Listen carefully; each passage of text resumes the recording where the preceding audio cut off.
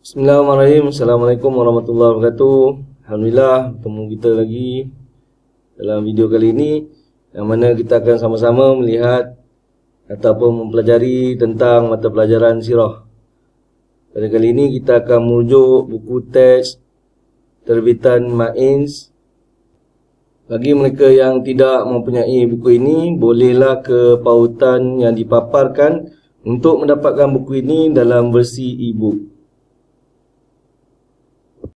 Alhamdulillah, pada video kali ini kita akan menyambung pembelajaran kita dalam mata pelajaran sirah ini di bawah tajuk Perkembangan Agama Islam. Jadi pada hari ini kita akan lihat perkembangan agama Islam ataupun perkembangan dakwah dari sudut ibadah. Sebelum ni kita dah lihat perkembangan dari sudut akidah, dan pada video kali ini kita akan lihat perkembangan dakwah dari sudut ibadah. Islam mempunyai peraturan yang lengkap untuk diamalkan oleh setiap penganutnya. Semua perkara yang difardukan wajib dilaksanakan, sama ada fardu ain atau fardu kifayah. Islam adalah agama yang lengkap dari sudut akidahnya, dan begitu juga daripada sudut ibadah, untuk diamalkan oleh penganut Islam. Kemudian semua perkara yang difardukan wajib kita laksanakan, sama ada fardu ain ataupun fardu kifayah. Di bawah halaman ini terdapat jadual yang menjelaskan tentang fardu ain dan fardu kifayah. Apakah yang dimaksudkan dengan fardu ain dan fardu kifayah? Mari kita lihat. Yang pertama, fardu ain adalah perkara yang wajib ditunaikan oleh setiap orang Islam. Maknanya, setiap perkara yang fardu ain adalah perkara yang wajib ditunaikan oleh semua orang Islam. Dan fardu kifayah pula perkara yang wajib dilaksanakan oleh sebahagian anggota masyarakat sahaja. Okey, berbeza di antara fardu ain dan fardu kifayah. Fardu ain adalah ibadah yang wajib dilakukan oleh semua orang Islam, manakala fardu kifayah pula adalah ibadah yang wajib dilaksanakan oleh sebahagian masyarakat sahaja. Kedua, berdosa jika ditinggalkan. Fardu ain berdosa sekiranya kita meninggalkannya, dan fardu kifayah pula berdosa jika semua orang meninggalkannya. Kalau semua orang tinggalkan fardu kifayah, maka berdosalah semua orang, sekiranya sebahagian ataupun sedikit daripada masyarakat tersebut telah melakukan perkara fardu kifayah ini, maka semua orang akan terlepas daripada dosa. Kemudian yang ketiga, contoh fardu ain ialah solat, puasa, zakat dan haji. Ini adalah contoh ibadah yang fardu ke atas semua orang. Semua orang yang memeluk Islam wajib menunaikan solat, puasa, zakat dan haji. Kemudian kita lihat pula contoh ibadah fardu kifayah pula ialah seperti menguasai ilmu dan kemahiran bercucuk tanam, menyertai sektor perindustrian dan lain-lain lagi. Fardu kifayah ni ialah seperti menguasai ilmu dan kemahiran sesuatu benda, wajib ada pada sesebuah masyarakat Islam tu orang yang menguasai ilmu dan kemahiran. Kemudian ada orang yang bercucuk tanam, dan ada orang yang menyertai sektor perindustrian. Begitu juga dengan sesetengah ibadah seperti pengurusan jenazah dan solat jenazah. Ia termasuk dalam fardu kifayah. Ini bermaksud semua orang tidak wajib melakukannya, tetapi hanya wajib bagi sebahagian saja untuk melepaskan kewajipan orang lain. Itu adalah penjelasan tentang fardu ain dan fardu kifayah dan perbezaan antara keduanya. Kemudian mari kita lihat perkembangan ibadah yang pertama, iaitu ibadah solat. Solat difardukan kepada umat Islam pada tahun ke-10 Nabi Muhammad SAW diangkat menjadi Rasul. Baginda menerima perintah menunaikan solat selepas peristiwa Isra' dan Mi'raj.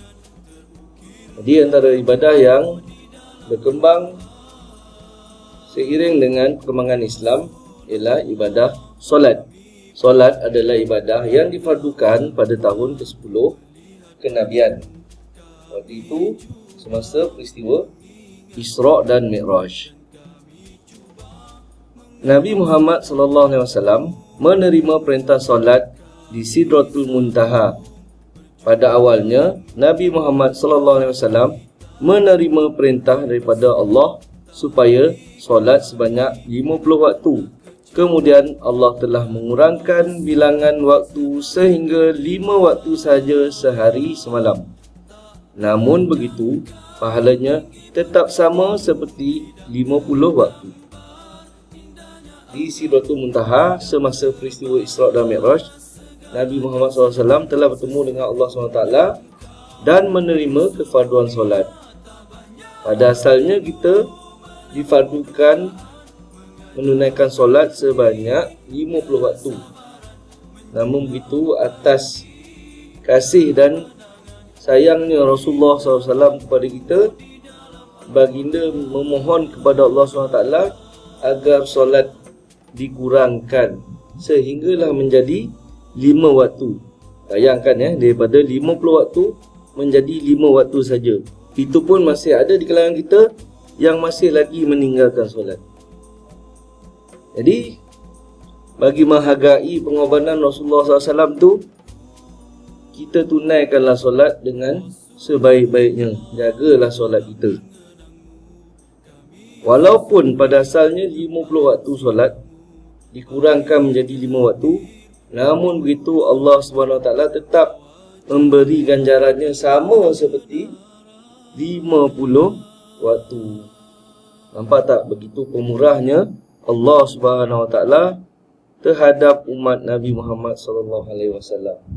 Kemudian sebelum Isra' Mi'raj, Nabi Muhammad SAW telah mengerjakan solat dengan menggunakan syariat Nabi Ibrahim, iaitu solat sebanyak 2 kali sehari semalam. Sebelum difardukan solat fardu 5 waktu sehari semalam, Nabi kita telah menunaikan solat sebanyak 2 kali saja sehari dan semalam, mengikut syariat Nabi Ibrahim. Kemudian, solat merupakan ibadah teras dalam Islam. Sekiranya ibadah solat tidak dilaksanakan, bererti Islam seseorang itu masih belum sempurna. Solat adalah ibadah yang sangat penting. Kerana apa?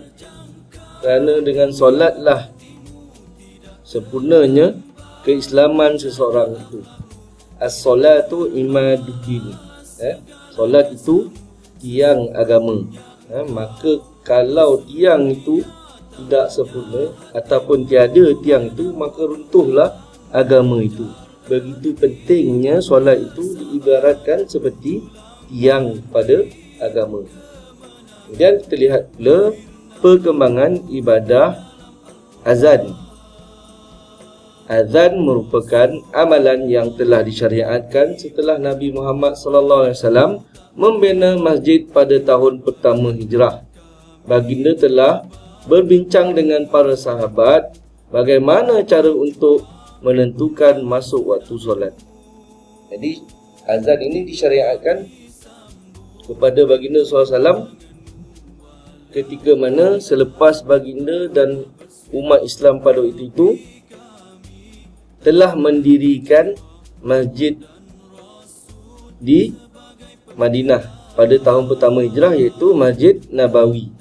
Setelah itu baginda dan sahabat membincang macam mana cara nak menyeru orang datang ke masjid ataupun memberitahu seluruh penduduk Madinah pada waktu itu telah masuknya waktu solat. Pada suatu hari, dalam keadaan berada antara tidur dan jaga, Abdullah bin Zaid Al-Ansari didatangi oleh seseorang mengajarkannya azan. Peristiwa ini juga berlaku kepada Sayyidina Umar radhiyallahu anhu. Nabi Muhammad SAW memerintahkan Abdullah bin Zaid mengajar Bilal bin Rabah lafaz azan. Jadi ketika Abdullah bin Zaid dalam keadaan di antara sedar dan tidak, waktu itu antara tidur dan jaga, beliau ini didatangi oleh seseorang dan mengajarnya tentang lafaz azan. Kemudian beliau menceritakan kepada Rasulullah SAW yang waktu itu Sayyidina Umar bersama dengannya. Sayyidina Umar pun terkejut. Kerana apa? Kerana peristiwa yang dilalui oleh Abdullah bin Zaid Al-Ansari itu sama dilalui oleh beliau sendiri. Maka kemudian Rasulullah SAW suruh Abdullah bin Zaid Al-Ansari mengajar Bilal bin Rabah lafaz azan yang dipelajari daripada lelaki tersebut. Pada hari pembukaan kota Mekah, Nabi Muhammad SAW telah memerintahkan Bilal bin Rabah melaungkan azan zuhur di atas Kaabah. Orang Quraisy yang hadir pada masa itu terperanjat dan terpinga-pinga. Di ketika berlakunya pembukaan kota Mekah setelah dimusnahkan dan dihapuskan 360 buah bahala di sekeliling Kaabah, Rasulullah SAW telah memerintahkan Sayyidina Bilal bin Rabah untuk naik ke atas Kaabah dan melaungkan azan. Pada waktu itu orang Quraisy, orang-orang kafir Quraisy terpinga-pinga apabila mendengar lafaz azan. Satu lafaz yang pertama kali mereka dengar dan mereka pun menjadi tertanya-tanya. Perbuatan itu sengaja dilakukan oleh Nabi Muhammad SAW kerana azan mempunyai rahsia yang amat besar dan hikmah yang agung. Jadi sebab itulah Rasulullah SAW telah memerintahkan Sayyidina Bilal untuk melaungkan azan di atas bumbung Kaabah, kerana ada rahsia dan hikmah di sebalik azan. Jadi Ustaz rasa untuk itu saja dahulu pembelajaran kita pada video kali ini. InsyaAllah kita akan menyambung tajuk perkembangan Islam dari sudut ibadah ini dalam video siri yang kedua. Moga video ini memberi manfaat kepada kamu. Aku qauli hadza wa astaghfirullah li wa lakum. Assalamualaikum warahmatullahi wabarakatuh.